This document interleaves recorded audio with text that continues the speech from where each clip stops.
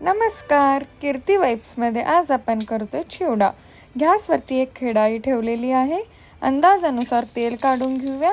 लगेचच जिरं घालून घेऊया. मग कढीपत्ता घालूया.